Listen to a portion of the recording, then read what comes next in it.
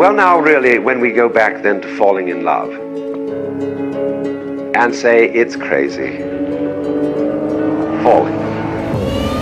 See, we don't say rising into love. There is in it the idea of the fall. And it goes back, as a matter of fact, to extremely fundamental things. That there is always a curious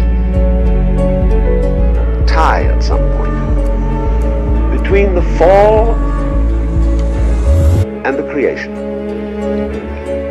Taking this ghastly risk is the condition of there being life.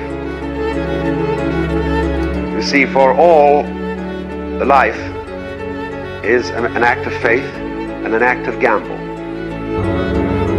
The moment you take a step, you do so on an act of faith, because you don't really know that the floor is not going to give under your feet.